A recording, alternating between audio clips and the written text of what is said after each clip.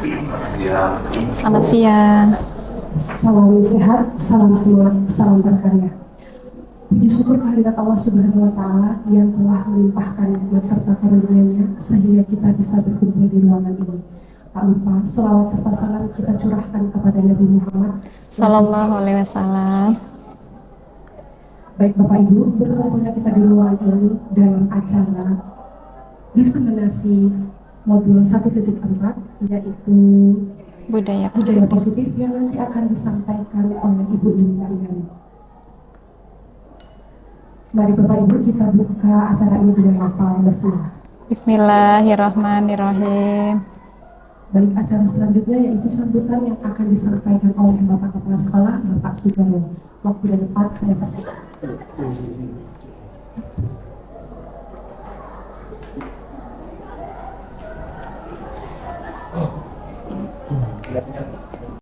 Bismillahirrahmanirrahim. Assalamualaikum warahmatullahi wabarakatuh. Waalaikumsalam warahmatullahi wabarakatuh. Tapi pun, Ya pun. Alhamdulillah rabbil alamin. Wassalatu wassalamu ala asrofil anbiya'i wal mursalin wa ala alihi wa sahbihi ajma'in amma ba'd. Rabbi israh li sadri wa yassir li amri wahlul 'uqdatam min lisani yafqahu qawli.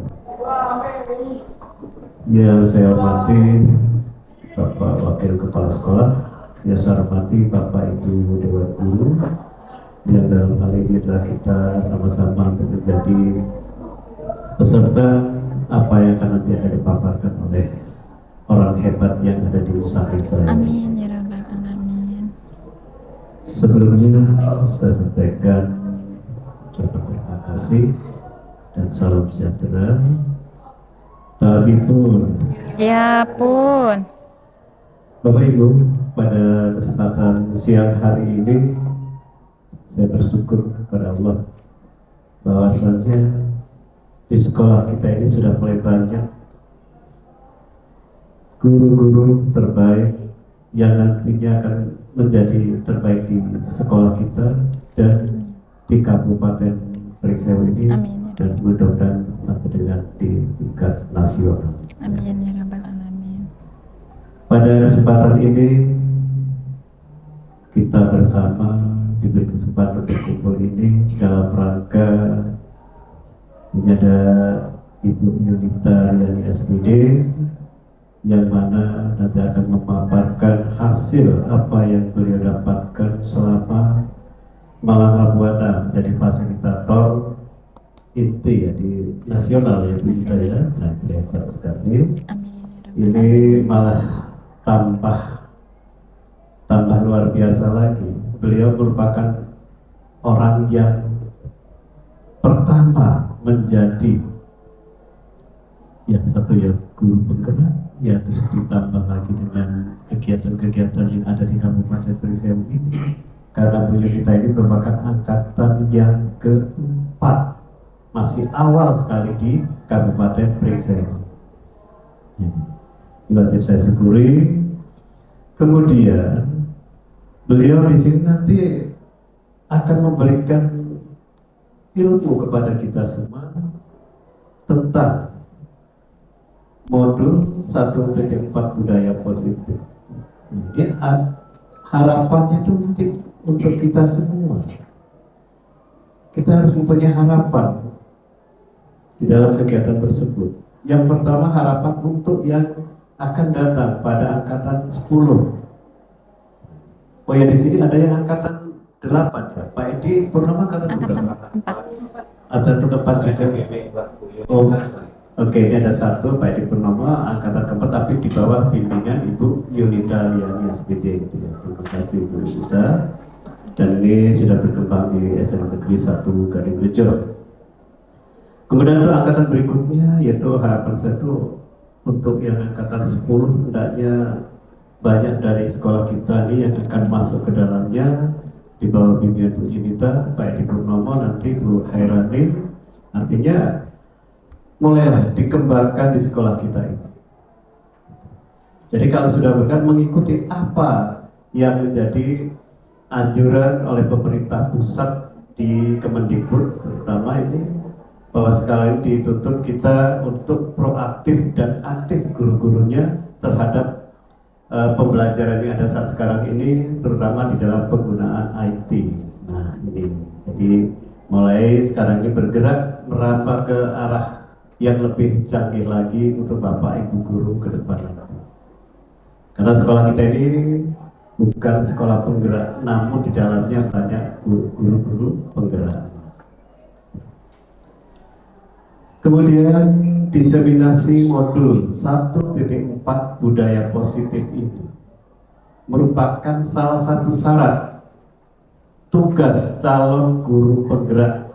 Jadi saya ulang kembali, di dalam diseminasi modul 1.4 budaya positif ini merupakan salah satu syarat tugas calon guru penggerak dan merupakan jalur khusus untuk fasilitator dan pengajar praktik. Kita kadang mendengar kalimat-kalimat itu sudah, waduh, sudah ngeri kadang. Ini orang-orang kalau orang-orang nggak terginas, orang nggak cepat bergerak, ini tidak akan sampai ke sana. Ini kalau orang-orang yang biasa aktif, ini mudah-mudahan semuanya akan berjalan lebih baik lagi. Amin, dan itu ya bisa berkabar semuanya. Ya kita atau kami ini karena Bu Yunita di sekolah itu bukan hanya anak muda semua. Di situ bertingkat dari yang senioritas dengan usia yang mungkin ke arah pensiun sana, dengan yang rata-rata dengan Bu Yunita ada yang di bawah. Ini adalah variatif. Jadi intinya pinter-pinterlah di dalam mengemas suatu kegiatan guru penggerak ini di sekolah kita ini, di mana ada jenjang atau ada strata usia yang tidak sama tadi. Ya, begitu ya. Siap. Jadi Anda harus betul-betul piawai di dalam mengemas kegiatan-kegiatan tersebut. Dan tujuannya dalam hal ini untuk modul budaya positif ini adalah tersampaikan kepada seluruh warga masyarakat SMA Negeri 1 Gadingrejo, itu guru dan siswa serta yang ada di Wiyata Mandala SMA Negeri 1 Gadingrejo. Jadi mudah-mudahan kegiatan ini akan berjalan baik, eksis di sekolah kita dan memajukan sekolah ini melalui guru-guru penggerak. Amin ya rabbal Nah, alamin. ya, begitu ya. Jadi jangan surut, semangat yang tinggi, dan mudah-mudahan nantinya sekolah kita tidak tertinggal dari kabupaten yang lain di Provinsi Lampung. Amin ya rabbal alamin. Kemudian Bu Yunita juga ini bukan di bawah naungan Lampung ya, tapi dari Jawa Barat. Iya, dari Jawa Barat dan dari BPKB Jawa Barat. Luar biasa, orang di Lampung, di Gading, tapi beliau di bawah naungan BPKB Jawa Barat. Kalau di Lampung BGP ya? BGP. Iya. Iya. Ini Bu Haira menyusul Pak Desi. Bismillah. Bismillah. Ditambah ke yang lainnya nanti ya, mudah-mudahan.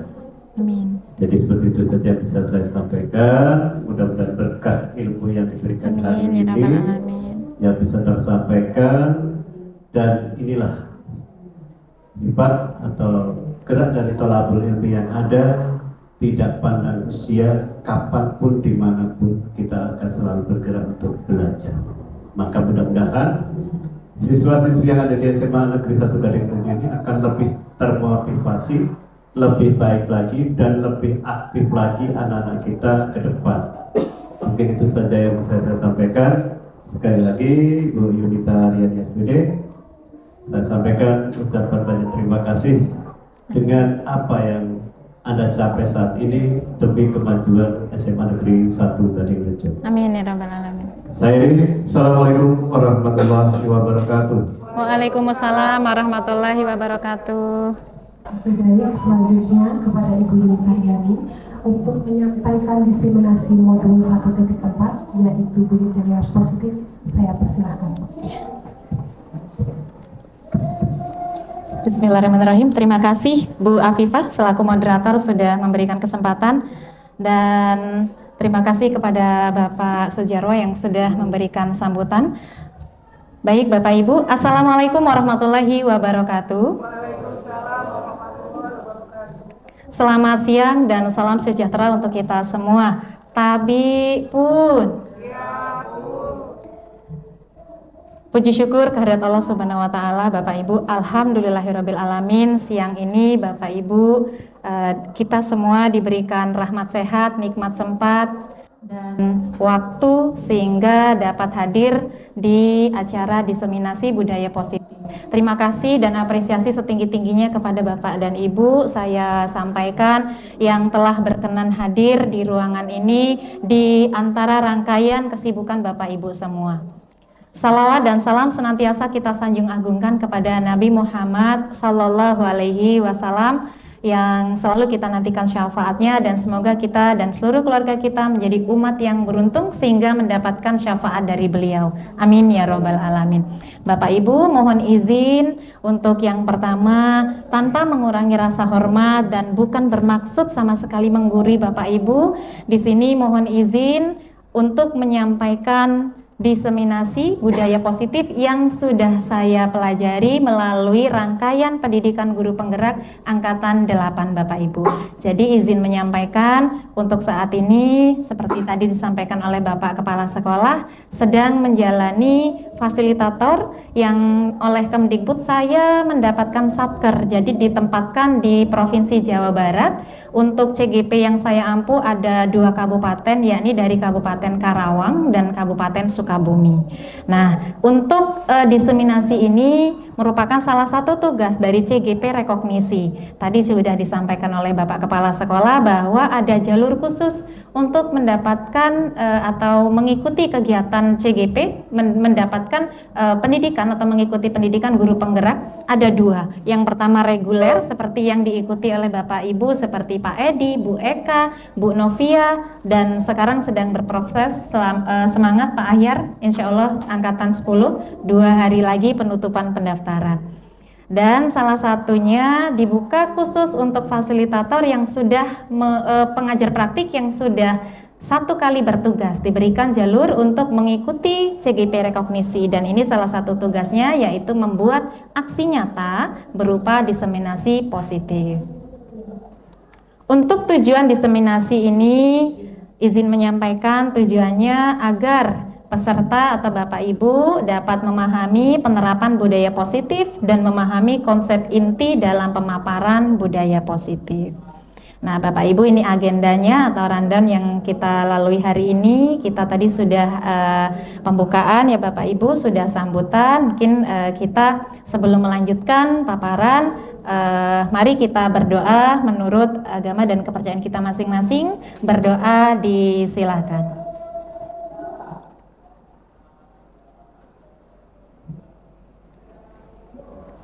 Berdoa selesai. Semoga apa yang menjadi keinginan hajat baik kita diijabah oleh Allah Subhanahu wa taala, Tuhan yang Maha Esa. Amin ya robbal alamin.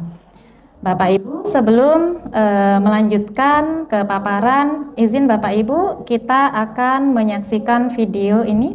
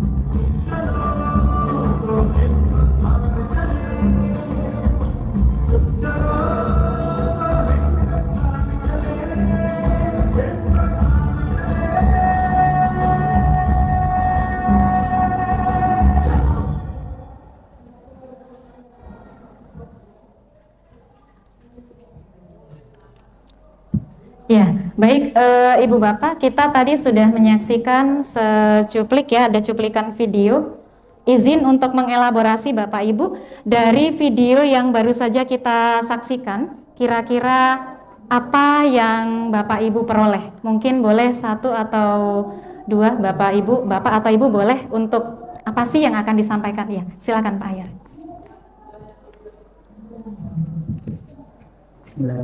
Assalamualaikum warahmatullahi wabarakatuh. Waalaikumsalam warahmatullahi wabarakatuh. Dari video yang tadi saya pahami atau saya saksikan, saya sangat terarah kepada salah satu anak yang berjalan mengikuti kita mobil dan sebagainya. Kemudian anak itu kalau menurut saya itu sangat mempunyai budaya yang positif, bahkan sosialnya tinggi, sehingga bisa menerapkan budaya positifnya terhadap lingkungan teman-temannya, bahkan orang dewasa sekalipun. Padahal itu kalau kita lihat dari seorang anak. Terima kasih. Wassalamualaikum warahmatullahi wabarakatuh. Waalaikumsalam warahmatullahi wabarakatuh. Terima kasih sekali. Boleh kita tepuk tangan apresiasi untuk apa yang disampaikan oleh Pak Ahyar. Terima kasih Bapak. Jadi tadi menurut Pak Ahyar kita melihat satu tokoh di sana, ada anak kecil yang ternyata berjalan, kok di jalan itu padat, macet ya. Ternyata diketahui di jalan itu yang menyebabkan kemacetan adalah pohon yang tumbang yang menghalangi lalu lintas, tetapi semuanya saling menyalahkan, ada yang marah, ada yang ingin buru-buru, semuanya ingin cepat masuk atau sampai di lokasi tujuan, tetapi tidak ada yang bergerak atau bagaimanapun untuk berupaya seperti apa solusinya, saling menyalahkan. Tetapi ada anak kecil yang tiba-tiba ia sendirian, tidak disuruh, lalu tidak diminta oleh siapapun, dan itu tidak mengharapkan apapun, bergerak untuk mengangkat. Otomatis kita tahu Bapak Ibu, mustahil, hal yang mustahil dilakukan oleh seorang anak kecil membawa satu bongkah, satu pohon seperti itu tanpa adanya bantuan orang lain. Nah, budaya positif tadi disinggung oleh Pak Ahyar, betul sekali, dan ini berkaitan dengan materi yang akan kita bahas. Jadi budaya positif itu bisa diawali dari siapapun, bahkan seorang anak kecil. Nah, budaya positif ini tidak akan pernah bisa berhasil ketika tidak mendapatkan dukungan atau kolaborasi kerjasama dari seluruh pihak, baik yang remaja, muda, bahkan yang sudah berusia, seperti itu. Terima kasih Pak Ahyar. Baik Bapak Ibu, ada yang masih mau mengelaborasi, menyampaikan? Ya, silakan Bu Hai. Terima kasih Bu Denita atas kesempatannya. Ini dari kacamata siswanya. Sekarang saya dari kacamata saya sebagai guru ini Bu Denita. Kira-kira apa sih yang diajarkan di sekolah sehingga anak itu menumbuhkan? Apakah teladan apa yang diberikan gurunya? Metode pendidikan seperti apa yang diberikan kepada siswa sehingga menumbuhkan generasi atau anak kecil yang memiliki pemikiran seperti itu? Apa kami sebagai guru yang harus kami lakukan biar jika bisa seluruh anak Indonesia memiliki sifat seperti yang kita lihat. Contoh, iya. Begitu ya Bu Lila, terima kasih. Iya. Baik, terima kasih Bu Hairani atas elaborasi ataupun komunikasi tanggapan terhadap video tadi. Kalau tadi dari sudut pandang anak atau pelakunya, sekarang pada sudut pandang unsur atau aktor utama dalam dunia pendidikan yang ada di sekolah, yaitu kita sebagai Bapak dan Ibu Dewan Guru. Tentunya yang pertama adalah memberikan teladan yang baik. Teladan yang baik dimulai dari diri kita masing-masing sebetulnya, karena sejatinya berdasarkan individu kita merupakan pemimpin bagi diri kita masing-masing, seperti itu Bapak Ibu. Dan Bu Hai, nanti kita akan tambah lagi, kita akan tinjau kembali tentang apa budaya positif, lalu seperti apa caranya. Nanti insya Allah akan terjawab dalam slide. Terima kasih Bu Hai. Izin Bapak Ibu melanjutkan.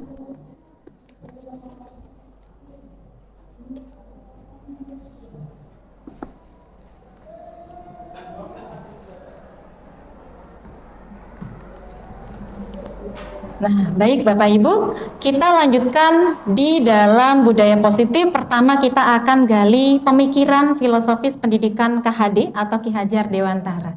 Bapak Ibu sudah sejak berapa puluh tahun yang lalu, bahkan sebelum saya, karena di sini saya juga di sini adalah anak atau putri Bapak Ibu, bahkan dari pendahulu kita, terutama yang ada di SMA Negeri 1 Gading Reja, pastilah pertama edukasi yang diterima adalah apa sih pendidikan itu. itu. Nah, kita diingatkan kembali Bapak Ibu, dan filosofi ini bukan yang pertama, bukan hadir pada tahun 2023, tapi memang sudah sejak dicetuskan. Yakni di sini ada salah satu yang disampaikan oleh Bapak KHD pada tahun 1936. Pendidikan merupakan upaya untuk menuntun segala sesuatu atau segala kekuatan atau kodrat. Nah, anak ini atau anak-anak kita, siswa kita ini dituntun, kita tuntun sesuai dengan kodrat alam dan kodrat zamannya. Di zaman apapun itu akan disesuaikan. Maka kalau dulu misalnya, dulu kurikulumnya CBSA, bukan berarti kurikulum yang dulu itu tidak lebih baik, tidak, tetapi kurikulum-kurikulum yang hadir sifatnya bukan mengganti, tetapi menyempurnakan, memperbaiki apa yang sudah terdahulu ditetapkan. Nah, Bapak Ibu, pendidikan menuntun kodrat anak untuk mencapai keselamatan dan kebahagiaan atau menjadi well-being yang setinggi-tingginya baik sebagai manusia maupun anggota masyarakat, karena anak-anak kita bersama itu tidak lama Bapak Ibu. Setelah itu anak-anak akan kembali lagi ke masyarakat. Jadi seperti apa buah, seperti apa prosesnya di sekolah akan dimanfaatkan atau akan difungsikan ketika anak-anak kembali lagi ke masyarakat. Nah, ini kalau diresum ya ada dua Bapak Ibu. Yang pertama tadi menuntun kodrat alam dan zaman, berikutnya untuk menuntun tumbuh dan hidupnya kekuatan kodrat pada anak. Berikutnya Bapak Ibu, mungkin izin bertanya kembali Bapak Ibu, apakah anak-anak kita, siswa kita itu terlahir bagaikan kertas putih Bapak Ibu? Ya, ada yang berpendapat seperti itu ya Pak, ini ya Pak Pande ya. Jadi kertas putih, jadi gambarnya itu ya sesuai orang tuanya, sesuai gurunya, seperti itu. Lalu ada pertanyaan lagi, jika iya, apa alasannya? Mungkin di satu faktor, ya karena orang tua, keluarga yang akan menulis atau membentuk karakternya. Itu kalau yang berpendapat jika iya. Jika tidak, mengapa gitu ya? Mungkin di ruangan ini Bapak Ibu ada yang berpendapat bahwa anak itu bukan lahir seperti kertas putih. Artinya sudah ada gambar, mungkin gambar samar atau sudah ada polanya seperti itu Bapak Ibu, sehingga ada jargon wes gawan bayi. Nah, seperti itu Bapak Ibu. Iya, Bu Hai, silakan Bu Hai. Iya, terima kasih Bu Neta. Anak-anak kita terlahir kalau memang lahir dari bayi ya seperti kertas putih, kita orang tua memberikan warna ya. Cuma sampai mereka sudah pada tahap sekolah, mereka sudah membawa karakter baik dari rumah yang kita sebagai gurunya harus menebalkan karakter baik itu hingga bisa membawa mereka bekal keselamatan dunia akhirat setinggi-tingginya untuk mencapai kebahagiaan pada siswa kita. Jadi kita di sini sebagai orang tua menebalkan karakter baik yang ada pada diri siswa kita. Seperti itu. Ya, baik, terima kasih Bu Hairani. Jadi Bu Hairani di sini memilih untuk menjawab tidak, karena memang anak ini sudah membawa bekal masing-masing, tinggal orang tua bagaimana cara menuntun atau menebalkan seperti itu. Terima kasih, coba kita nanti akan lihat. Nah, Bapak Ibu di slide selanjutnya bukan tabula rasa. Nah, ini VS ya, versus ya Bapak Ibu yang disampaikan oleh Bapak John Locke. Anak bukan kertas kosong yang bisa digambar sesuai keinginan orang dewasa. Anak lahir dengan kekuatan kodrat yang masih samar-samar, sehingga tujuan dari pendidikanlah yang akan memfasilitasi atau membantu mengukir ataupun menebalkan garis-garis samar yang ada atau yang dimiliki oleh siswa atau anak-anak kita.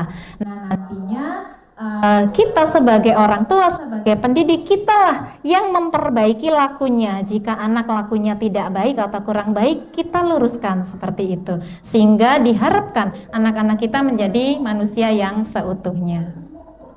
Selanjutnya Bapak Ibu, kita diarahkan untuk menuju perubahan paradigma belajar. Dalam membangun budaya positif, maka sekolah hendaknya perlu menyediakan apa saja Bapak Ibu. Yang pertama, lingkungan yang positif. Maka sekarang ini ada program sekolah ramah anak ya Pak Surasa ya. Insya Allah kita sudah masuk menjadi sekolah ramah anak. Nah, bagaimana apa syaratnya? Banyak sekali, termasuk bagaimana apakah meja saja harus dicek, tidak boleh runcing ya, harus tumpul, harus berupa elips. Berikutnya, sekolah harus dalam suasana yang aman. Ketika anak-anak ke sekolah, orang tua anteng, orang tua percaya, oh iya, anak saya aman ada di sekolah. Berikutnya, nyaman. Nyaman agar murid kita mampu berpikir, bertindak, mencipta dengan merdeka, mandiri, dan bertanggung jawab tentunya. Sehingga apapun yang menjadi proses di sebuah sekolah, ini benar-benar membentuk budaya positif dan ekosistem sekolah sebagai ekosistem, dan kita sebagai Dewan Guru atau Bapak Ibu Dewan Guru menjadi salah satu faktor utamanya. Berikutnya Bapak Ibu, budaya positif yang dicantumkan atau yang ada dalam modul 1.4 ini ada 6 Bapak Ibu. Yang pertama disiplin positif dan nilai-nilai kebajikan universal. Yang kedua teori motivasi, hukuman, penghargaan, restitusi. Nah ini dua ini yang tidak asing, sehingga hampir setiap hari kita ada di posisi yang kedua ini. Yang ketiga keyakinan kelas. Yang keempat KDM atau kebutuhan dasar manusia dan dunia yang berkualitas. Yang kelima adalah 5 posisi kontrol. Nanti kita akan identifikasi bersama Bapak Ibu. Sebetulnya guru itu memiliki 5 posisi kontrol. Nah dari 5 ini nanti mana yang lebih baik yang harusnya kita hidupkan seperti itu. Yang terakhir adalah restitusi atau segitiga restitusi dalam menanggulangi kendala atau masalah yang kita temui baik di kelas dengan anak didik kita atau bisa kita praktikkan dengan anak-anak kita di rumah ataupun rekan-rekan kita seperti itu. Nah, yang pertama Bapak Ibu, disiplin positif di sini merupakan hal atau kondisi yang berpengaruh kuat pada diri sendiri seperti itu, sehingga kita sendiri Bapak Ibu yang mewajibkan, kita yang mengharuskan, kita yang memaksa, bukan orang lain tetapi diri kita sendiri seperti itu. Nah, kodrat anak di sini merdeka. Manusia merdeka merupakan manusia yang hidupnya yaitu lahir batinnya tidak bergantung Bapak Ibu kepada orang lain, tetapi bersandar pada kekuatan diri sendiri. Nah, di sini perlu diluruskan, bukan anak atau manusia itu tidak membutuhkan orang lain, tetapi sejujurnya, sejatinya tidak ada yang bisa memaksakan kehendak kepada manusia manapun, karena sejatinya setiap manusia itu individu yang independen atau merdeka. Berikutnya Bapak Ibu, disiplin positif merupakan sebuah pendekatan. Jadi disiplin positif yang di dalam modul 1.4 sebagai salah satu pendekatan atau alat yang digunakan untuk melancarkan atau menghasilkan disiplin positif.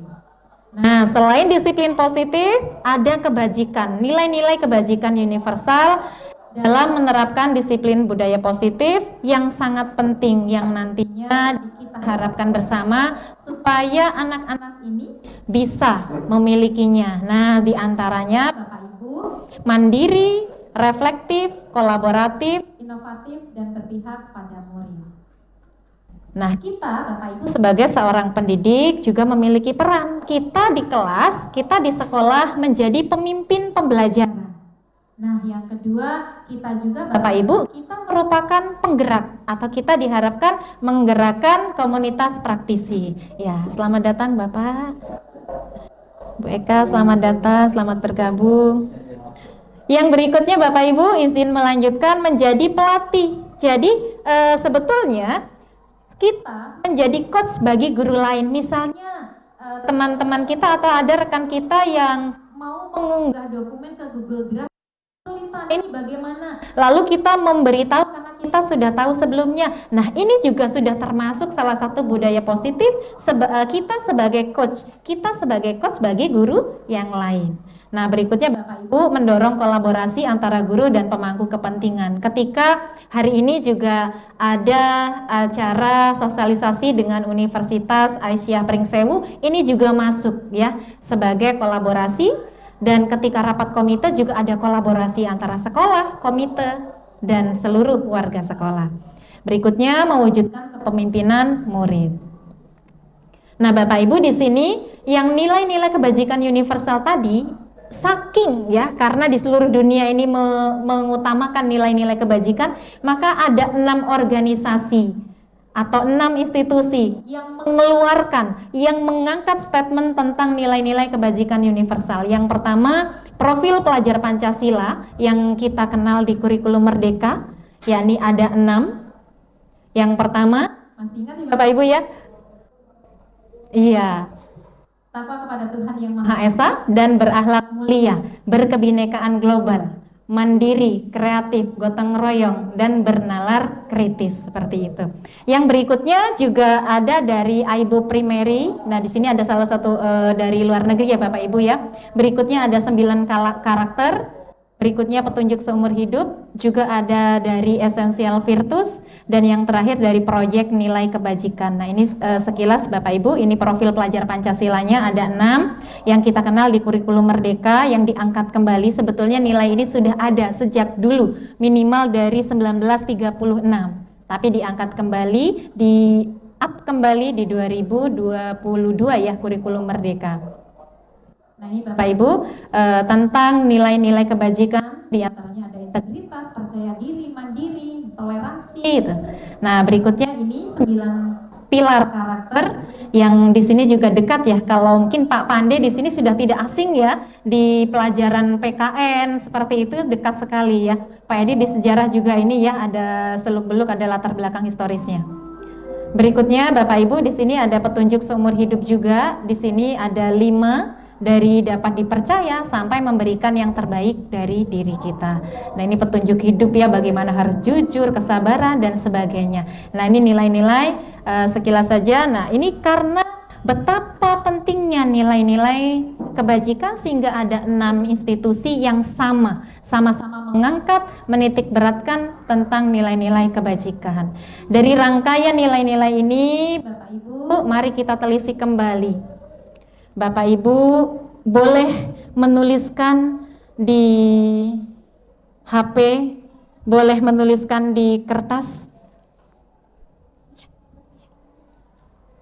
atau boleh Bapak Ibu dijawab secara lisan dalam hati. Nilai-nilai apa saja Bapak Ibu yang sudah ada dalam diri Bapak Ibu saat ini? Nilai apa yang belum ada dan perlu ibu bapak miliki? Yang kedua, berdasarkan pengalaman bapak ibu selama mengajar selama ini, nilai-nilai apa saja yang sudah banyak dimiliki oleh murid di kelas bapak ibu atau yang ibu bapak ajar, dan nilai apa yang belum ada yang perlu dimiliki oleh murid-murid kita Bapak Ibu. Adakah Bapak Ibu ya, saya ingin mengelaborasi. Bapak Ibu silakan, ada yang mau menyampaikan, kita sharing saja. Ada 2, yang pertama apa yang sudah Bapak Ibu miliki, lalu apa yang belum sehingga perlu dikembangkan menurut Bapak Ibu. Yang kedua, menurut pengalaman Bapak Ibu di kelas, nilai apa yang sudah dimiliki oleh anak-anak kita, lalu apa sih nilai yang kira-kira yang anak ini perlu punya nih, anak ini perlu punya nilai ini, seperti itu. Silakan Bapak Ibu, adakah yang mau berpendapat, yang mau berkomunikasi?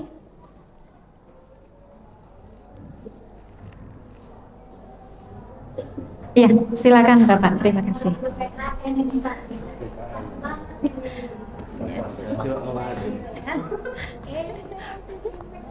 Ya.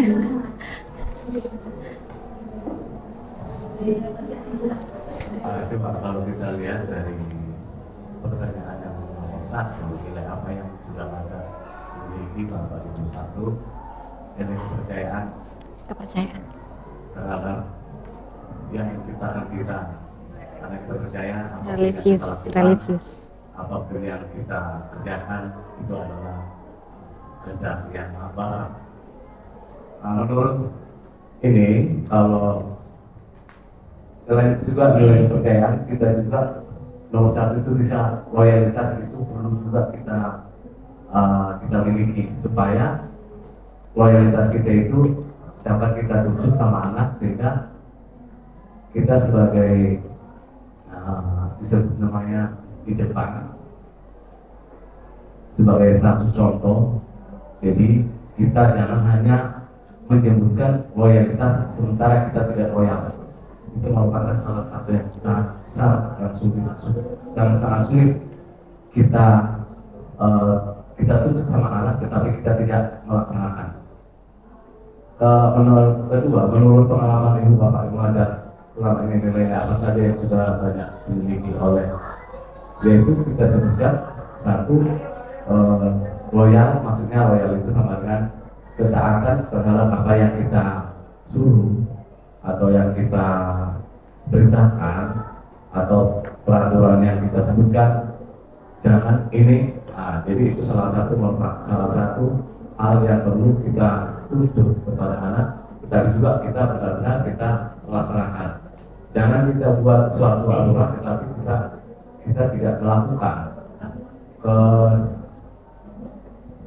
Dalam segi belajar, kalau misalnya tepat waktu masuk, 2, memperhatikan pada saat guru mengajar, 3, duduk di sofa, itu merupakan salah satu loyalitasnya yang kita miliki.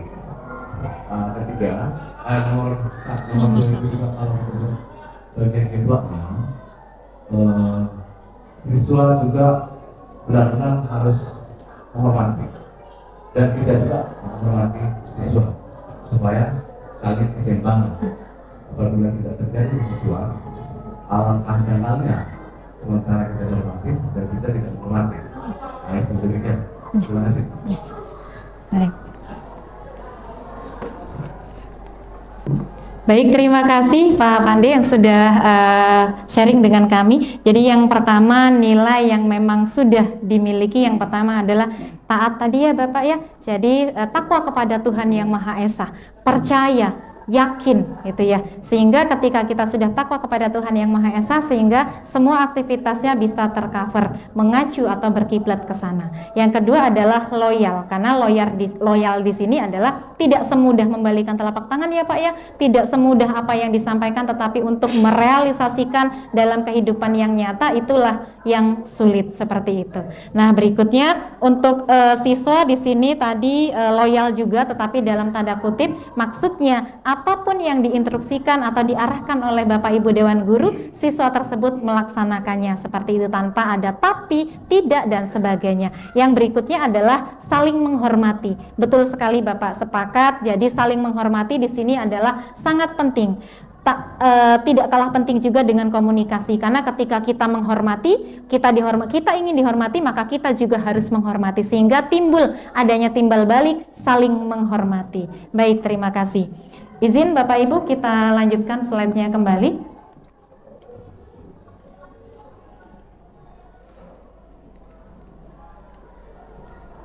Nah, Bapak Ibu, kita sebagai seorang pendidik, kita perlu mengetahui tentang adanya perubahan paradigma.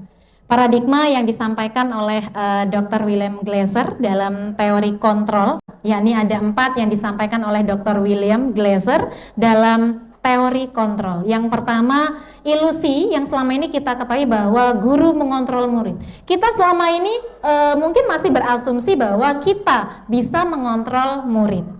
Yang kedua, ilusi bahwa kritik dan membuat orang merasa bersalah dapat menguatkan karakter mereka. Yang ketiga, ilusi bahwa semua penguatan positif dan efektif akan bermanfaat. Bahkan pemberian hadiah atau reward dan lain-lain itu selama ini kita masih percaya, oh iya itu bagus, seperti itu. Nah, yang keempat, ilusi bahwa orang dewasa atau kita sebagai orang tua atau orang dewasa memiliki hak untuk memaksa, baik kepada siswa kita atau anak-anak kita di rumah. Nah, Bapak Ibu, di teori stimulus kontrol ternyata ada 2 perbedaan Bapak Ibu. Di sebelah kiri stimulus respon, yang sebelah kanan adalah teori kontrol. Untuk stimulus respon, realitas kebutuhan kita sama. Ternyata realitas kebutuhan kita itu berbeda-beda Bapak Ibu. Kebutuhan setiap individu itu tidak ada yang sama. Yang kedua, semua orang melihat hal yang sama. Padahal setiap orang memiliki gambaran yang berbeda terhadap sesuatu. Yang ketiga, kita mencoba mengubah orang agar berpandangan sama kepada kita, sehingga kita berargumen, orang harus mengiyakan. Kita berusaha memahami pandangan orang lain tentang dunia, hanya berusaha memahami. Yang keempat, perilaku buruk dilihat dari suatu kesalahan. Oh, kalau dia berlaku salah, oh dia punya perilaku buruk nih. Nah, Ternyata dalam teori kontrol, semua perilaku itu sebetulnya memiliki tujuan, termasuk misal anak kita yang membolos, anak kita yang tidak mengerjakan tugas, anak kita yang mungkin mengumpat teman dan lain-lain. Sebetulnya di sini dalam teori kontrol mereka punya alasan. Berikutnya, dalam teori stimulus kontrol, orang lain bisa mengontrol kita, mengontrol saya.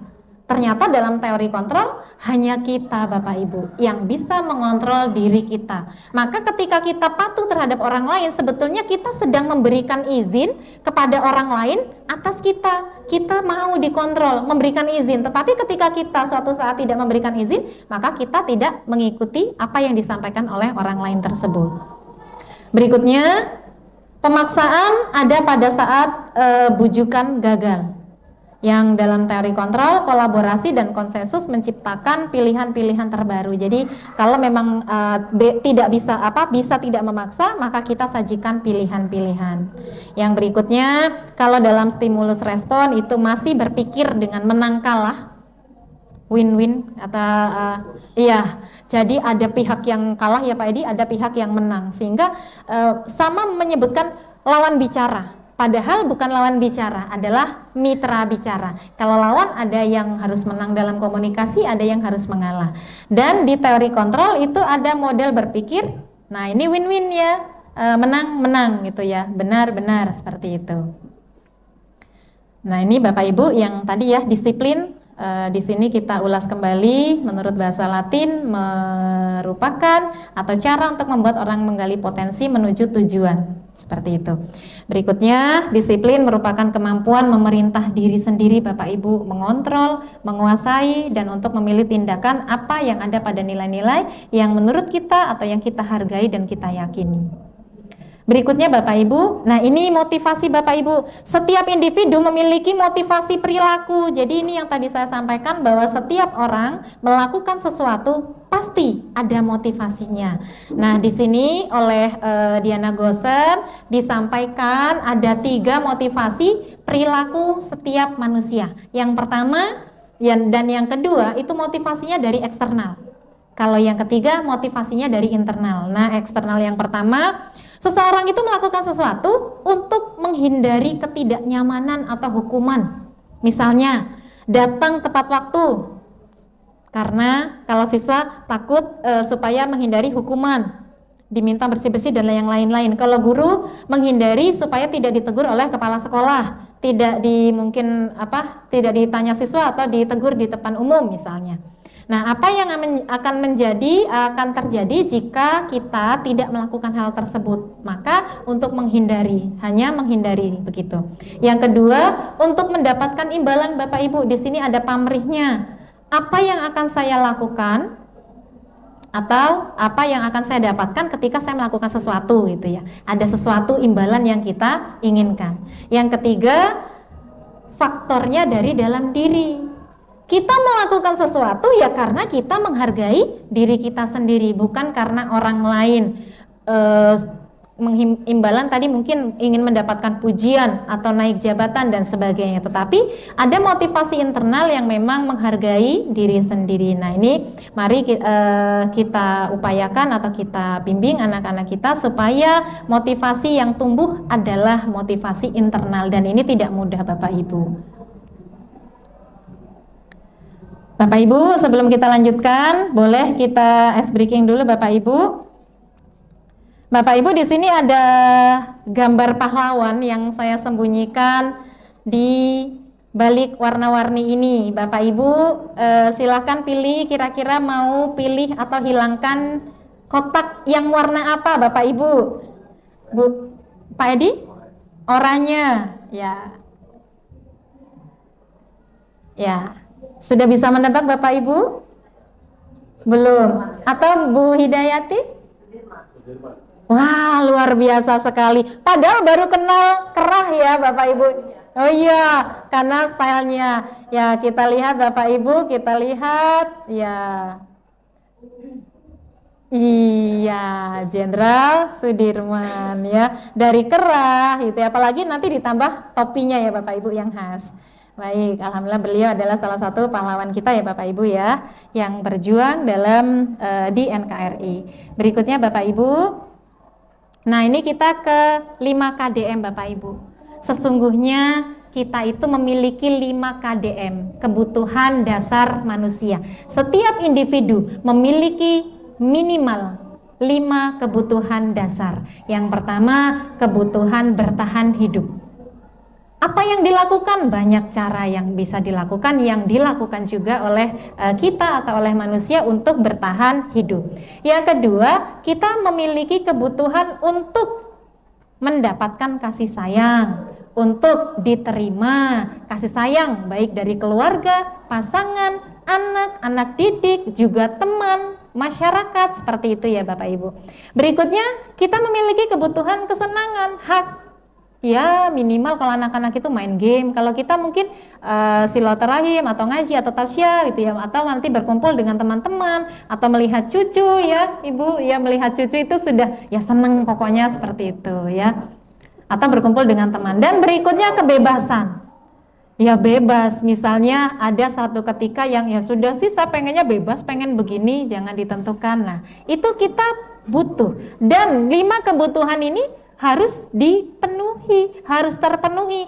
Maka apa yang terjadi jika salah satu atau beberapa dari 5 kebutuhan ini tidak terpenuhi? Maka akan menimbulkan atau ada latar belakang orang-orang atau individu yang melakukan perilaku untuk memenuhi kebutuhan ini. Mungkin dia dengan cara melawan guru, atau sebetulnya dia ingin mendapatkan kasih sayang, ingin diterima.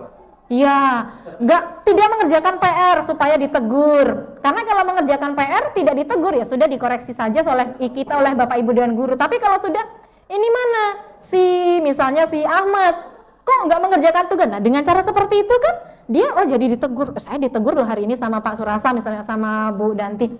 Yes, berhasil. Akhirnya Bu Danti tahu kan nama saya gitu. Saya dipanggil. Sebenarnya mereka ingin ada hal yang memang latar belakang mereka lakukan seperti itu. Nah ini Bapak Ibu, berikutnya, nah ini kebutuhan bertahan hidup ya, kesehatan, rumah, makan gitu ya. Berikutnya kasih sayang ya, ingin diterima gitu. Dan penguasaan. Jadi di sini penguasaan di sini ingin diakui. Jadi siapa yang bisa angkat tangan misalnya, silakan maju. Nah, tepuk tangan dong. Nah, itu ingin mendapatkan salah satu memenuhi kebutuhan penguasaan seperti itu. Berikutnya ada ketua kelas, diam dulu, ini ada info. Nah, dia membutuhkan kebutuhan sedang memenuhi kebutuhan penguasaan, menyampaikan informasi bagaimana ketua kelas, bagaimana bendahara dan sebagainya. Berikutnya Bapak Ibu, di sini kebebasan. Nah, di sini ada beberapa anak yang memang kadang coba-coba seperti itu ya Bapak Ibu ya, atau membuat hal-hal yang menarik positif sudah, yaitu alhamdulillah. Tapi kalau yang dilakukan oleh mereka hal negatif, nah ini yang menjadi PR bagi kita. Nah, kesenangan Bapak Ibu bisa mungkin jajan, atau kadang anak-anak iseng ya Bapak Ibu ya, menyembunyikan Bapak Ibu seringnya di kelas, sepatu. Ada Bapak Ibu di kelas, sepatu saya mana Bu, nyari sepatu, ternyata disembunyikan begitu ya. Nah, berikutnya ini contoh saja Bapak Ibu, contoh analisis. Nah, sekarang kita lanjut ke posisi kontrol Bapak Ibu.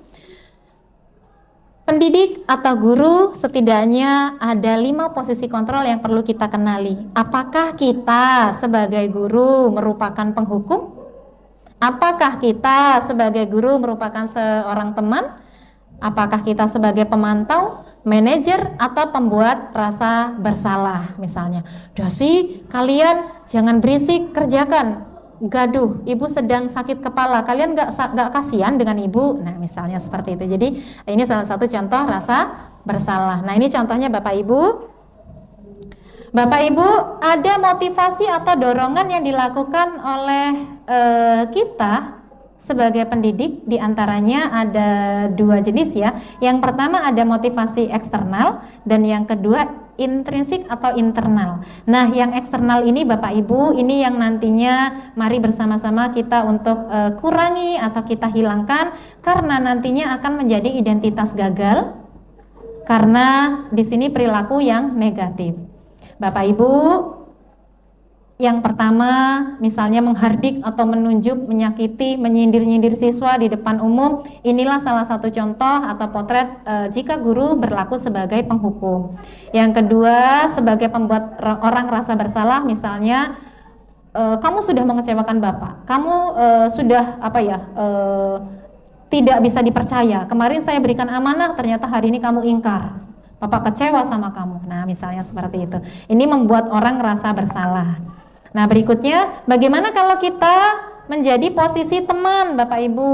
Nah, sudah coba lakukan untuk Bapak Ibu ya. Ya sudah, nanti Bapak Ibu bantu bereskan. Coba sekarang dirapikan dulu pojok bacanya. Misalnya sebentar lagi akan ada pemeriksaan dari tim GLS misalnya ya Bapak Ibu. Berikutnya kalau tim pemantau, kalau kita sebagai pemantau, coba anak-anak apa peraturan yang ada? Apa konsekuensinya atau sanksinya jika anak-anak tidak melakukan? Apa yang telah kamu lakukan? Lalu apa yang terjadi sekarang? Misalnya mereka tidak merapikan, tidak menyelesaikan pojok baca misalnya. Nah, sekarang bagaimana ketika kita menjadi seorang manajer? Apa yang kalian yakini? Kalau kalian meyakininya, maka kalian yang harus memperbaiki, bukan kami. Kami hanya memotivasi. Nah, kalau kami memperbaiki, jadi kira-kira hal tersebut akan menggambarkan apa tentang dirimu. Nah, seperti itu ya Bapak Ibu ya. Nah, Bapak Ibu diharapkan dengan adanya teori-teori motivasi seperti ini, hasilnya ketika kita menghukum Bapak Ibu, kita menghukum anak, maka hasilnya nantinya kita tidak tahu apakah kurun waktu dalam beberapa tahun, apakah nantinya memberontak sebagai pendendam atau menyalahkan orang lain. Ada sampai kejadian, tapi bukan di sekolah ini. Jadi ditegur oleh guru BK di upacara karena memang tidak memasukkan bajunya, dimarah-marah, dimaki-maki. Ternyata jok motor guru BK tersebut dirobek-robek Bapak Ibu. Itulah hasil dari penghukum ya, salah satunya seperti itu. Berikutnya ketika membuat orang rasa bersalah, menyembunyikan atau menyangkal sehingga berbohong. Nah, karena memang untuk mendapatkan atau membuat guru atau kita menjadi senang, jadi mereka berbohong. Nah, kalau kita teman, kita sudah terlalu dekat, ada hasilnya ketergantungan. Berikutnya kalau kita sebagai pemantau, kita seolah-olah mengawasi mereka sehingga ketika mereka ada kita, mereka mengerjakan apa yang kita minta. Tapi kalau kita tidak ada, ya sudahlah, Pak Edi nggak ada, Pak Edi nggak masuk misalnya, Pak Edi sakit hari ini, ye katanya. Nah, contohnya seperti itu. Tetapi Bapak Ibu ketika kita menjadi posisi guru sebagai manajer, maka kita insya Allah akan menguatkan watak atau karakter mereka. Ini masih contoh. Nah, ini Bapak Ibu, mungkin kita boleh Bapak Ibu diskusi singkat. Terlambat lagi, pasti terlambat lagi, selalu datang terlambat. Kapan bisa datang tepat waktu? Nah, Bapak Ibu kira-kira dari 5 posisi kontrol tadi masuk ke mana Bapak Ibu? Masuk ke penghukum atau pembuat rasa bersalah? Atau pemantau? Terlambat lagi, pasti terlambat lagi, selalu datang terlambat. Kapan kamu bisa tepat waktu? Menghardik, ya menghardik tadi, kita kembali Bapak Ibu. Kalau menghardik tadi, sebentar, sebagai penghukum. Nah di sini ya Bapak Ibu ya, nah ini menghardik. Gitu. Berikutnya, kamu terlambat 15 menit.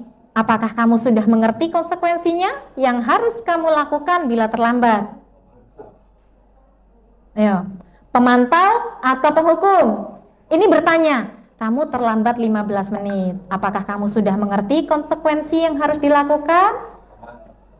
Pemantau ya, Bapak Ibu kita kembali lagi. Pemantau di sini menghitung, mengukur dengan apa sih, apa peraturannya ini ya Bapak Ibu ya nih, apa konsekuensinya, apa peraturannya gitu. Nah berikutnya yang ketiga Bapak Ibu, Adi, kamu ini bagaimana ya? Kamu sudah berjanji dengan ibu tidak akan terlambat lagi. Kamu kenapa ya senang sekali mengecewakan ibu? Ibu benar-benar kecewa sama kamu. Pembuat rasa bersalah. Ya betul Bapak Ibu. Nah, 2 lagi. Adi, Ayolah, bagaimana sih kamu? Kemarin kamu sudah janji ke Bapak, bukan? Kenapa terlambat lagi? Meledek katanya ya. Ya sudah, nggak apa-apa. Duduk dulu sana. Nanti Pak Guru bantu. Kamu ini. Bapak Guru bantu. Iya, sebagai teman. Nah, kalau sebagai teman, kadang siswa ini tidak menghormati. Yang terakhir, ya, jadi kamu terlambat. Kira-kira bagaimana kamu akan memperbaiki masalah keterlambatan ini? Ya, manajer. Jadi manajer di sini menggali apa solusi yang akan dilakukan oleh si anak. Jadi artinya si anak yang melakukan kesalahan kita sadarkan, lalu anak ini dimotivasi untuk menemukan apa yang akan dia lakukan untuk memperbaiki kesalahan. Baik, terima kasih Bapak Ibu. Nah, sekarang kita kembali lanjut ke keyakinan kelas. Insya Allah 2 topik lagi Bapak Ibu. Keyakinan kelas di sini adalah sebuah nilai-nilai yang diterima secara keseluruhan atau menyeluruh dari bebas ya Bapak Ibu, tidak terikat latar belakang budaya, bahasa, suku, agama dan sebagainya. Nah, di sini untuk keadilan, kebersamaan, kepedulian, kejujuran atau prinsip di sebuah kelas, maka ada namanya keyakinan kelas. Nah, ini nilai-nilai kebajikan seperti yang tadi diangkat kembali. Nah, ini contoh Bapak Ibu. Ada perbedaan antara keyakinan kelas dengan peraturan. Kalau peraturan, ketika dilanggar itu akan ada hukuman yang diterima oleh siswa.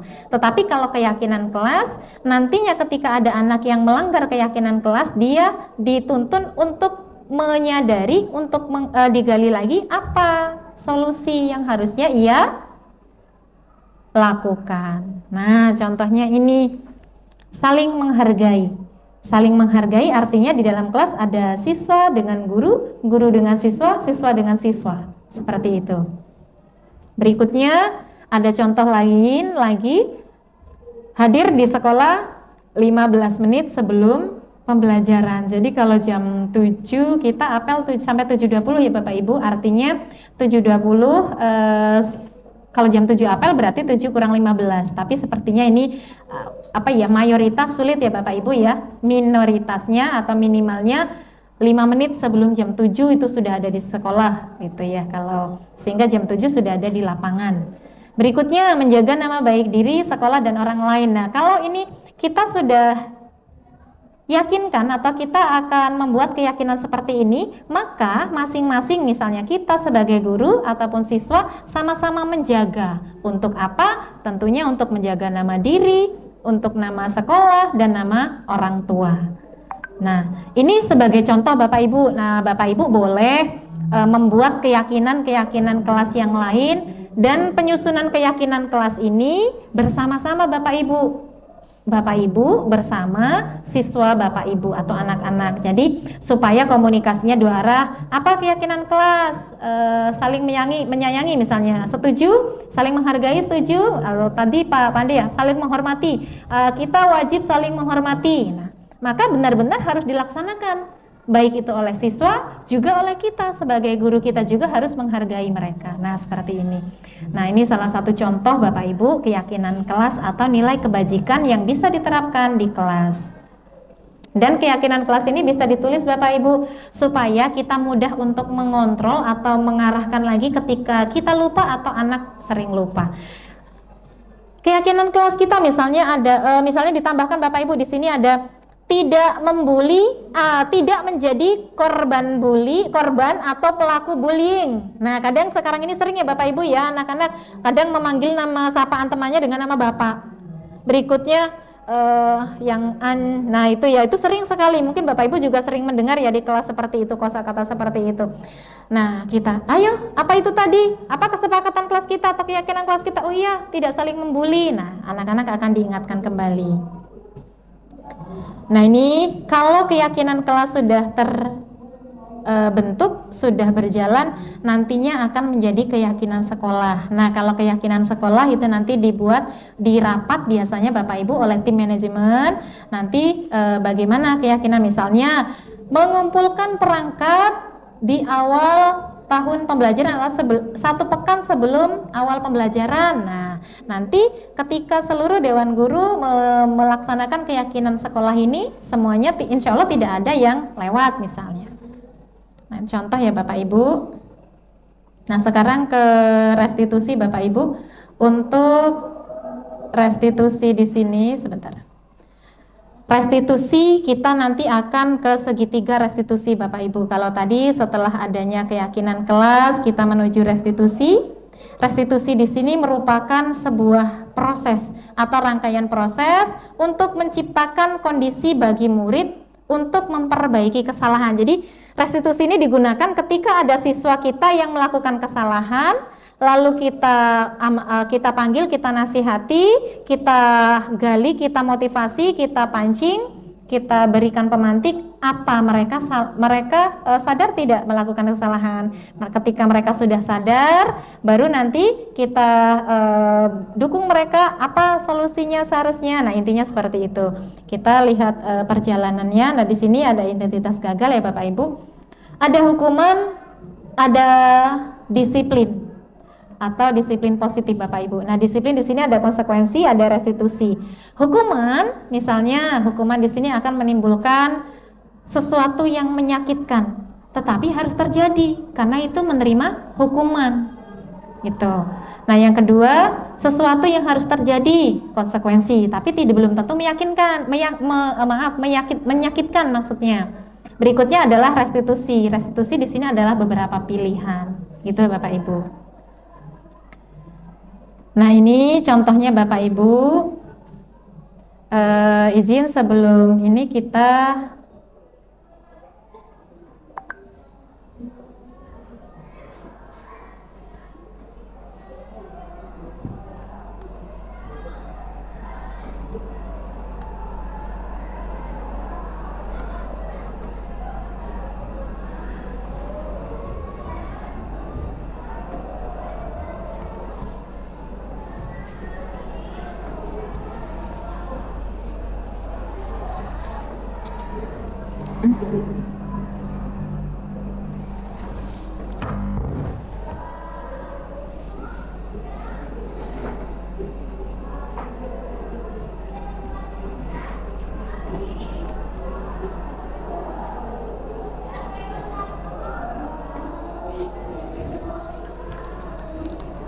Bapak Ibu izin kita akan menyimak satu cuplikan video lagi tentang restitusi. Kamu tahu bahwa dalam jam pelajaran tidak boleh ngantuk. Kenapa kamu malah tidur? Saya tidak tahu, Pak. Tahu-tahu saya tidur. Kamu mengakui kesalahan. Iya, Pak. Saya nggak sengaja. Bisa tidak minta maaf pada kamu? Iya, Pak. Saya bersedia untuk urusan saya tertidur. Tapi bukan untuk urusan tampar-menampar. Kamu ditampar? Iya, Pak. Maaf, saya hilaf. Anak ini terlalu kurang ajar. Beberapa kali dalam acara saya, secara demonstratif, sengaja membuat keras-keras. Kalau saya tidak bertindak tegas, lama-lama seluruh kelas akan meniru.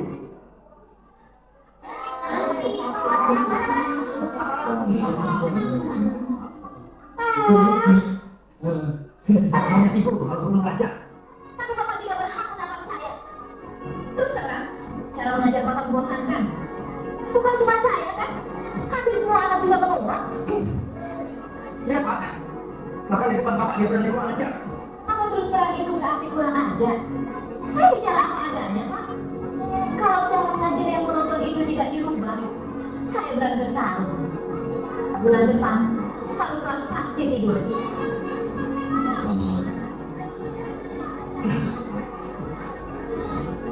Sesudah di kamar, apa yang kamu lakukan? Saya baru sadar, Pak. Kamu akan benar apa yang kamu lakukan itu. Saya emosi, Pak. Saya tersinggung. Saya bukan orang yang tidak hormat, tapi saya juga tidak mau harga diri saya diinjak-injak. Kamu dengan sengaja menghancurkan kewibawaan seorang guru dengan tindakan yang provokatif. Ya, baiklah. Saya akan mengajarkan fisika menggantikan Pak Mangun. Halaman ini guys adalah bencana alam. Coba lihat di luar, Pak. Kalau demonstrasi menjurus anarki dibiarkan, maka dunia pendidikan dan wibawa guru akan hancur. Mereka mengartikan kebebasan dan demokrasi begitu dangkalnya.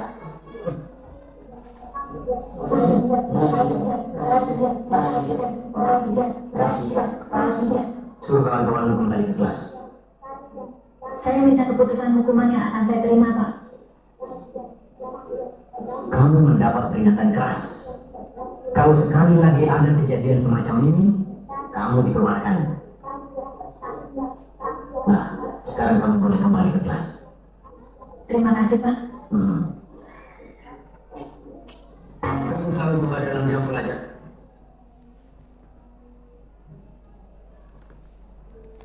Ya, Bapak Ibu, tadi tampilan cuplikannya kita hanya bisa nauzubillahi min dzalik ya Bapak Ibu ya. Semoga siswa-siswa kita, anak-anak kita tidak ada yang berperilaku seperti Tasya seperti tadi ya Bapak Ibu.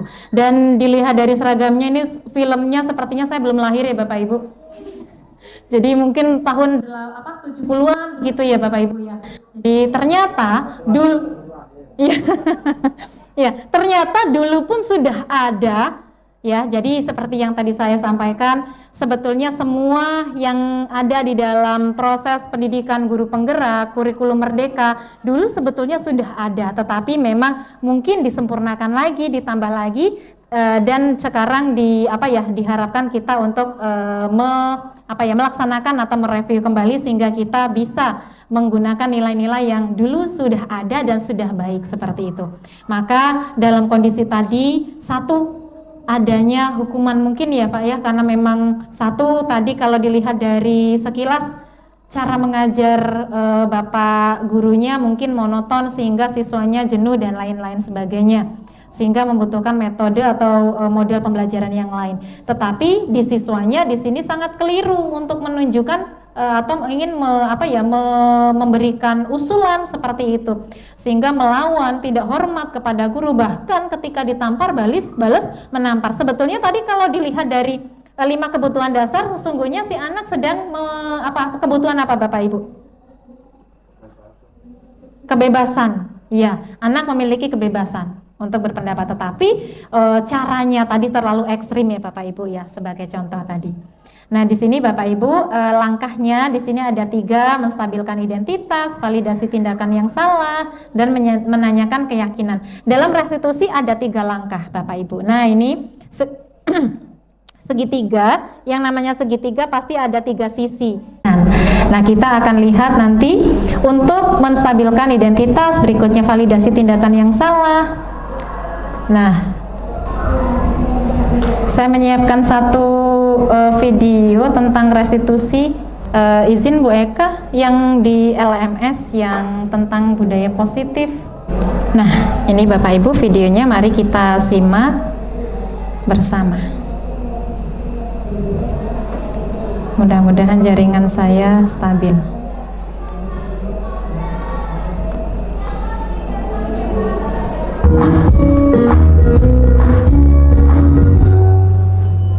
Salam dan bahagia Ibu dan Bapak guru hebat. Pada video kali ini kita akan membahas tentang salah satu program disiplin positif yang diterapkan di lingkungan sekolah yang dikenal dengan nama restitusi.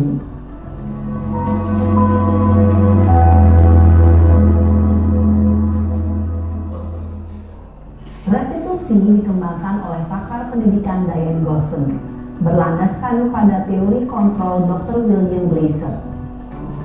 Segitiga restitusi adalah suatu proses dialog yang dijalankan oleh guru atau orang tua agar dapat menghasilkan murid yang mandiri dan bertanggung jawab.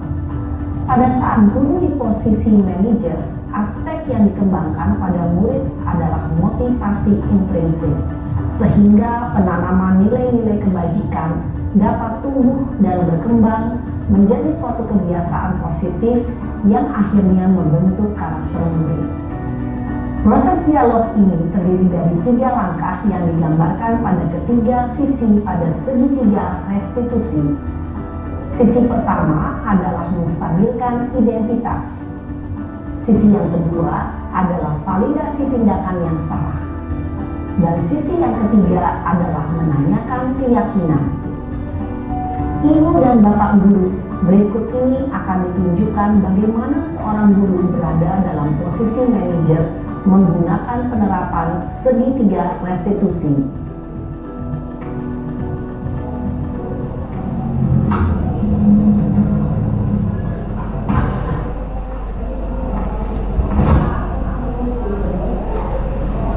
Siang Sarah. Siang Pak. Sudah lama nggak ketemu Sarah. Kenapa hadirnya ada di sini? Kesel Pak, kesel banget. Masa aku dikatain tukang fitnah Pak? Ya aku marah lah. Aku balik ngatain Eka di depan kelas. Kesel banget. Oh begitu. Ya pasti kamu marah dan kesal. Bapak juga akan marah apabila ada yang menuduh Bapak seperti itu. Kemudian pada saat itu kamu mau melakukan apa? Ya saya langsung ngatain Eka lah Pak. Kesel banget. Saya bentak-bentak dia depan teman-teman lain. Oh begitu. Pasti kamu melakukan seperti itu karena suatu alasan tertentu, bukan? Iyalah, masa saya diam saja Pak? Ya saya bela diri lah. Masa saya dituduh tukang fitnah? Ya wajar lah. Mempertahankan harga diri itu sesuatu yang penting buat kamu. Untung kamu tidak bertindak lebih gegabah lagi, hanya membentak-bentak. Iya Pak. Untung saya masih bersabar dan hanya membentak saja. Sudah gemes padahal. Saya pasti bela diri lah. Ya pasti ya. Tapi kamu memilih untuk tetap bertahan dan bersabar. Kamu memilih untuk tidak berbuat lebih parah lagi, bukan? Iya. Nah, sekarang coba kita lihat lagi tindakan kamu yang bentak-bentak Eka di kelas. Tindakan kamu itu kira-kira sesuai dengan keyakinan kelas atau prinsip kamu tidak? Enggak lah Pak. Capek Pak jadi pemarah. Jadi keyakinan atau prinsip mana yang kurang sesuai dengan keinginan kamu? Ya, saya sebenarnya sangat menghargai orang lain. Mungkin saat itu saya menjadi emosi, jadi tidak menunjukkan sikap itu. Kamu meyakini tidak? Menghargai orang lain itu penting buat kamu. Yakinlah Pak. Iya, setuju. Kita harus saling menghargai. Namun ada juga keyakinan yang kita sepakati yang perlu kita jalankan apabila kita sedang marah, bukan? Ya saya bisa lebih proaktif, mulai dengan diri sendiri. Saya bisa jadi lebih bersabar, mengambil waktu jeda untuk berpikir mau apa selanjutnya. Kira-kira kamu bersedia memperbaiki masalah ini tidak? Bersedia Pak. Kalau kamu memperbaiki masalah ini, kamu akan menjadi orang seperti apa? Saya akan menjadi orang yang bertanggung jawab kali ya Pak. Dan senantiasa proaktif. Iya. Menurut kamu, bagaimana rasanya menjadi orang seperti itu? Ya nyaman lah, bangga bisa bersabar dan menahan diri. Baiklah kalau begitu. Yuk kita pikirkan bagaimana memperbaiki masalah ini.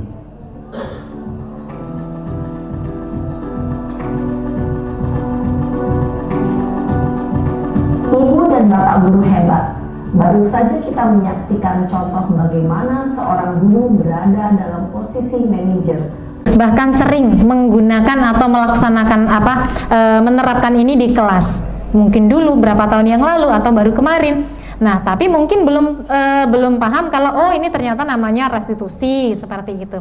Dan saya rasa semuanya sudah pernah melakukan seperti ini. Dan seperti tadi yang disampaikan oleh Pak Pande, betul bahwa 1936 itu belum ada Pancasila. Nah, yang dimaksud nilai luhur tadi ya nilai-nilai luhur yang dibawa oleh nenek moyang, sehingga dibakukan, dicantumkan dituangkan dalam Pancasila itu setelah ya, bukan di tahun 1936.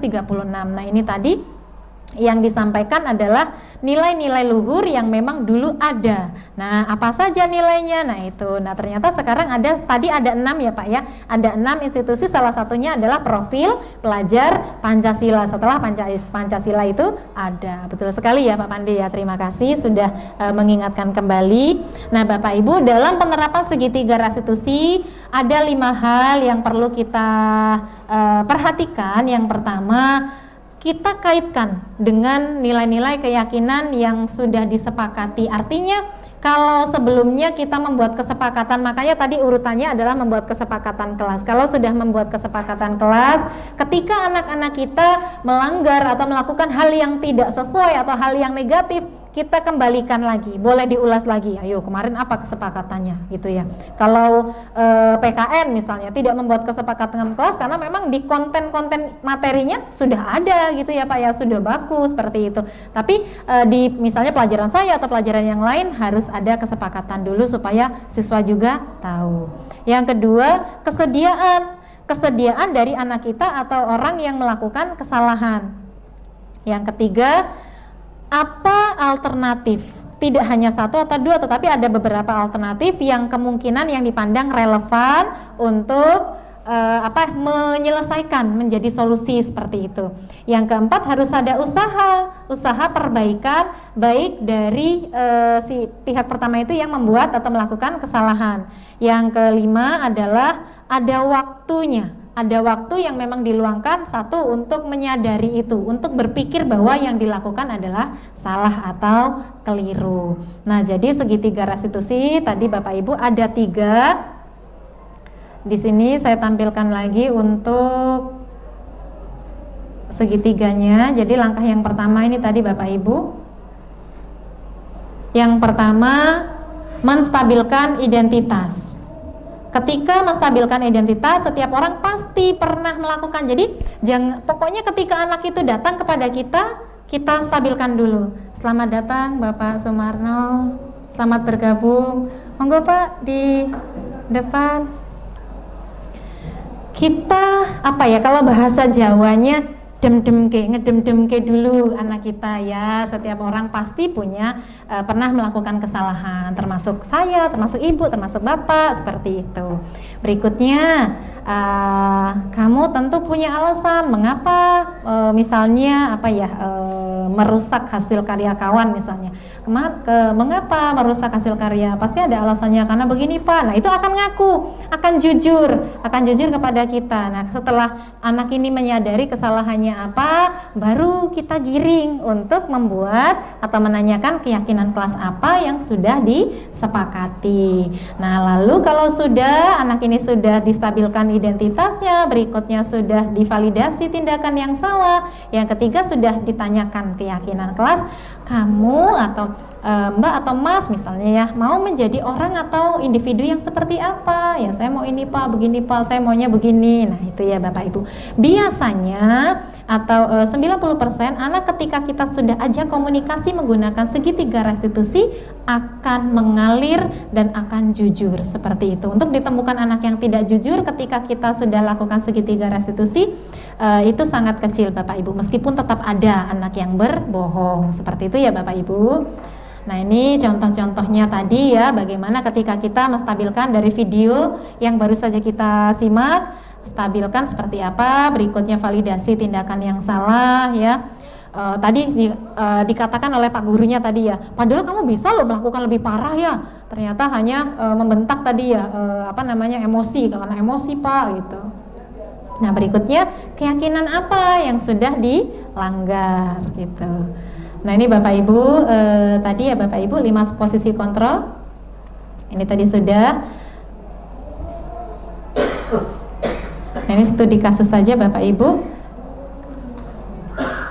Nah Bapak Ibu studi kasusnya boleh nanti. Tadi kan kita sudah latihan bersama ya Bapak Ibu. Kita langsung, boleh Bapak Ibu kita langsung refleksi saja. Saya akan mengelaborasi kembali Bapak Ibu. Kita akan merefleksi. Nah refleksi ini kita lakukan di setiap akhir kegiatan. Boleh kita lakukan di akhir pembelajaran atau akhir pelatihan dan sebagainya, untuk melihat apa yang sudah baik, apa yang perlu ditingkatkan. Bapak Ibu, di refleksi ini saya sampaikan ada 4 hal. Bapak Ibu, yang pertama saya ingin mengelaborasi Bapak Ibu atau ingin menyimak dari Bapak Ibu, apa pengalaman Bapak Ibu selama webinar atau selama diseminasi ini yang Bapak Ibu temui? Apakah ada kendala ketika tadi saya menyampaikan materi dari awal ya? Apa kira-kira? Yang kedua, bagaimana perasaan Bapak Ibu hari ini setelah mengikuti diseminasi?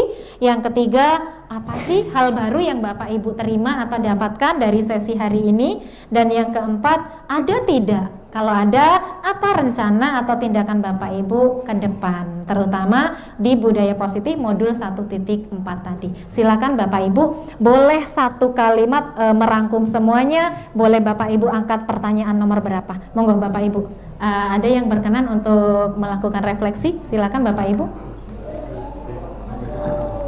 Ya, nggak apa-apa, ada. Pak, ya, silakan Pak Edi. Bapak, monggo Pak di depan. Duduk aja ya. Ya, nggak apa-apa Pak Edi, silakan Pak Edi. Ya, Pak Edi boleh di. Ya. Ya. Terima kasih atas kesempatannya dari Pak Yunita, Bapak Yunita. Jadi refleksi hari ini setelah mengikuti webinar, mungkin yang pertama dulu mungkin yang saya dapatkan adalah mengajar tuh seperti itu saja, kasih materi. Ternyata begitu mengikuti acara ini, diseminasi ini, banyak sekali hal-hal yang baru yang bisa saya dapatkan, yang bisa saya terapkan nanti di pembelajaran di kelas atau di KPM.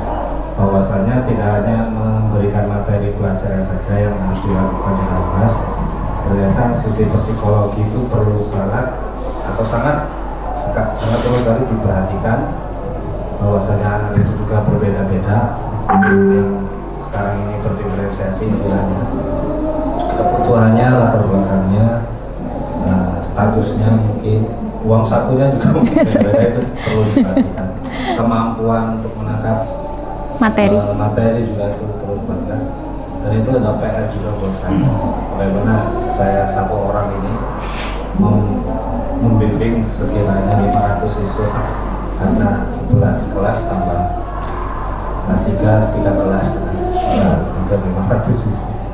Jadi dikeroyok ini saya, tapi insya Allah saya terapkan. Memang yang pernah saya terapkan juga restitusi, itu baru sekali buat saya, dan ini diingatkan kembali, itu bagus sekali, karena jujur saya mengalami, begitu saya mengalami itu, siswa memang lebih jujur.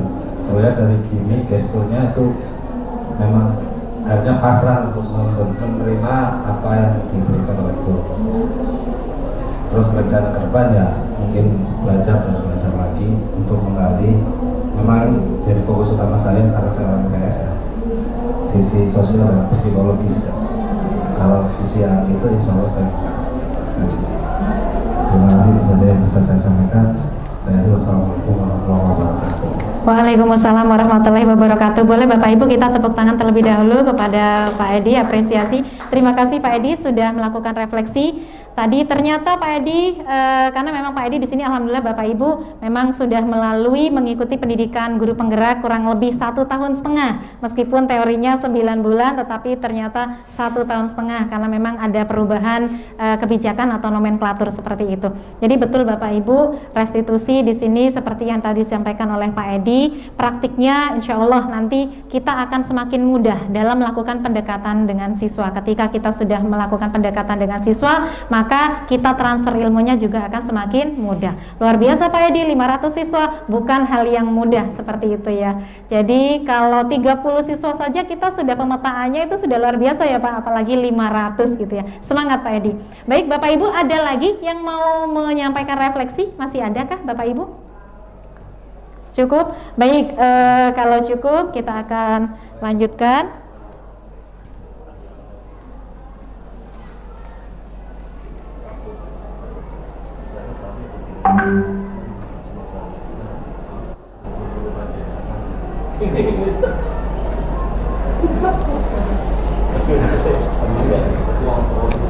Nah, baik Bapak Ibu, rangkaian tadi materi sudah kita sampaikan, sudah kita simak juga, kita juga sudah melakukan diskusi timbal balik proaktif tadi 2 arah ya Bapak Ibu.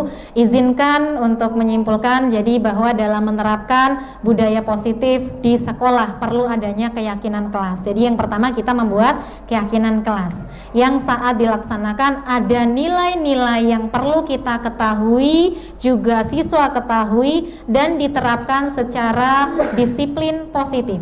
Ketika keyakinan kelas dilanggar, maka posisi kontrol yang harus dilakukan dan penyelesaian masalah dengan segitiga restitusi. Jadi Bapak Ibu, kita pertama membuat keyakinan kelas, berikutnya ketika keyakinan kelas kita dilanggar atau ada yang melanggar, maka kita menggunakan posisi kontrol dan menggunakan segitiga restitusi untuk menyelesaikan atau mencari solusi, membantu siswa mencari solusi. Sebelum saya akhiri, izinkan saya untuk menampilkan satu buah tayangan video lagi.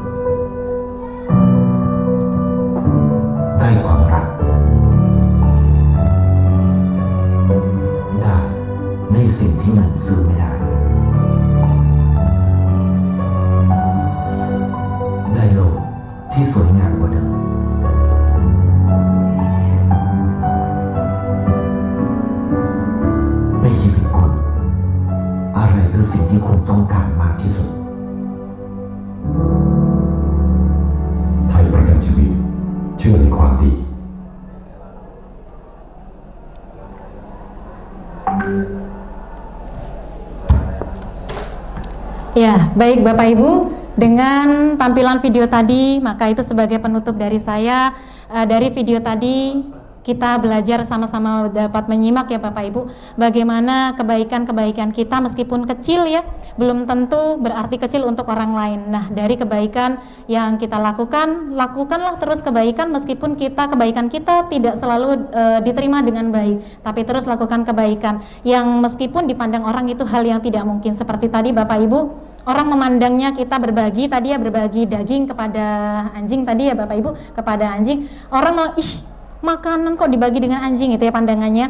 Berikutnya lagi tanaman tadi sudah kering ya, kering kerontang, ternyata setelah ada air yang jatuh tidak ada memang tidak ada manfaatnya tadi ya, karena di semen. Lalu yang pohon tadi diletakkan di sana, orang melihat mana mungkin pohon sudah mati, sudah coklat seperti itu, mana mungkin akan tumbuh lagi. Berikutnya lagi yang tuna wisma tadi ya Bapak Ibu ya, beserta anaknya yang diberikan, padahal uangnya pas-pasan, tidak ada uang banyak di sana, tapi tetap ia berikan kepada si anak. Orang geleng-geleng, uang enggak duwe sudah sok-sokan mungkin ya, orang tidak punya kok memberikan pada orang apa, dia juga kan butuh makan. Berikutnya dia memberikan pisang kepada tetangga atau kepada lansia. Berikutnya dia berusaha membantu pedagang sayur yang kesusahan mendorong gerobaknya. Nah, lambat laun sedikit demi sedikit kebaikan yang ia lakukan akan membuahkan hasil. Pohon yang tadinya sudah mati ternyata bisa subur kembali, hidup kembali. Berikutnya anak tadi yang tunawisma yang tidak mungkin mereka akan bersekolah, tetapi alhamdulillah di akhir tadi kita saksikan dari salah satu bantuan kita, anak itu bisa menggapai cita-citanya, meraih seperti itu ya, meraih prosesnya. Berikutnya lagi tukang sayur dan sebagainya. Jadi intinya mari Bapak Ibu kita lakukan terus kebaikan-kebaikan meskipun tidak sebesar apa yang orang pandang. Lakukan kebaikan meskipun kita kadang kebaikan kita tidak diterima dengan baik, dan kita tidak tahu Bapak Ibu mana kebaikan kita, hal-hal baik kita yang kita lakukan yang nantinya menjadi pemberat amalan kebaikan kita. Amin ya rabbal alamin. Semoga kita menjadi pribadi yang lebih baik dari diri kita yang sebelumnya. Baik Bapak Ibu, terima kasih sekali lagi. Apresiasi saya kepada Bapak Ibu setinggi-tingginya, Bapak Ibu sudah berkenan hadir di dalam acara diseminasi ini, dan mohon maaf atas segala keterbatasan saya. Dan sekali lagi yang seperti yang tadi sudah saya sampaikan, mohon maaf sekali, bukan bermaksud menggurui, tetapi izin menyampaikan apa yang sudah saya pelajari dari modul 1.4. Bapak Ibu, mari kita akhiri, kita tutup dengan mengucap lafal hamdalah. Alhamdulillahirabbil alamin. Kalaupun ada kebaikan itu datangnya pasti dari Allah. Kalaupun ada hal yang salah itu murni dari saya Bapak Ibu. Mohon keikhlasan hati untuk memaafkan. Selamat sore, dan saya ucapkan salam sehat, tetap semangat, terus bergerak, berbagi, dan teruslah menginspirasi. Dan jangan lupa Bapak Ibu, kita harus bahagia, karena sejatinya kebahagiaan bukan warisan, bukan juga hadiah, bukan jadi pemberian. Kalau kita belum mendapatkan kebahagiaan, maka ciptakanlah bahagia kita dengan hal-hal yang sederhana. Billahi taufiq wal hidayah. Wassalamualaikum warahmatullahi wabarakatuh. Ya, terima kasih Bapak Ibu.